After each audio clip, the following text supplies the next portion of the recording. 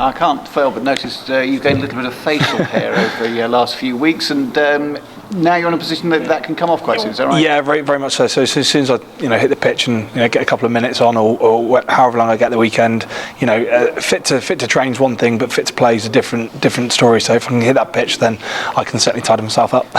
And was this a deal that you did with Jack as well? Jack was involved? Yeah, it actually wasn't my idea. It was Jack's idea. So I know people have been tweeting me and stuff saying, any chance, hurry up and get fit, because Jack's looking a bit like a hobo. But to be fair, it's just a little thing that got us through the rehab, and because it's a long old injury, you need something like that to kind of perk you up a little bit, and for goals as well. So hopefully, if I can get a few minutes, and I can take a shave and cut my hair, and same with Jack.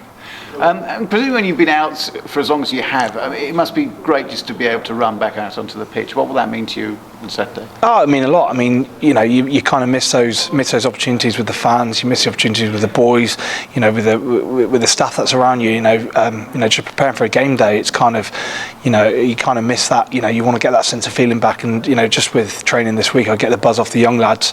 Young Sam Simmons and Sam Skinner, who have been real leaders this week with the youngsters, and you just get a sense of a buzz back again. And then hopefully with my experience, I know I've been out for 4 months, but obviously with my experience and stuff, hopefully I can drive them through, shore it up a little bit if I do come on the pitch, and hopefully get the ball in my hand and show people then what kind of player I was as well. It probably come as no great surprise to you to know that I would never play professional sport. What's the difference between fit and match fit?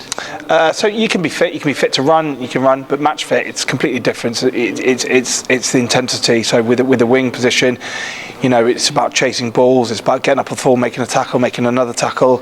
It's about making 2 or 3 runs into the same phase, hitting 3 or 4 rucks in a phase play and stuff. So you could run around the pitch all day and class yourself as fit, but actually being match fit is actually getting up and doing the hard yards. And like I say, that's what the physios and the rehabilitation specialist Coxey's been doing with me, trying to make everything position specific, and he's done that really well, to be fair. And I've been hammering that home for the last 2 or 3 weeks to hopefully make sure that I'm match fit for this weekend. Brilliant, thank you, Matt. In terms of it though, Matt, you're coming back into a competition where the Chiefs are very much alive, and 2 big performances are needed against Wasps and Bristol over this next fortnight. Yeah, very much so. I mean, I think we're quite aware that all these teams have got very young players, and they're all out there to show what they're about. And we know as the Anglo Welsh, it's kind of like a stepping stone for these youngsters, and if they take their chance, they're going to go for it, not only just for us but for other teams as well. So we've got to be really on our toes, and the fact that we know that Wasps are going to come after us, we know that we've got to try and nullify that, but also we've got to focus on ourselves a little bit.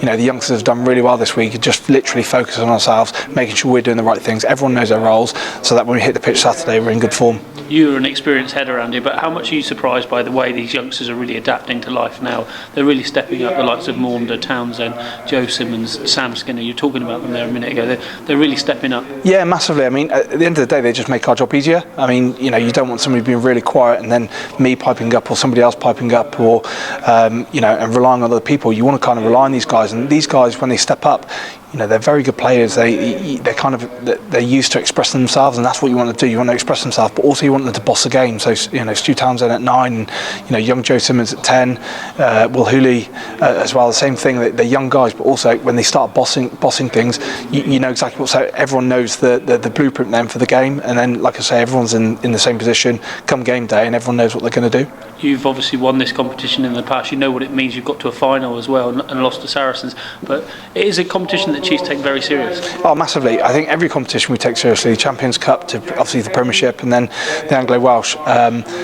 These competitions, yes, it is a change of sometimes personnel, like say a lot of youngsters here, but also it's an opportunity for these guys to go after a game, go after a competition, and let's get back into a quarter-final, semi-final, final again, and really sort of like hone in on those trophies. I mean, that's what Exeter's about. It's about going for these competitions, and it's no different this weekend.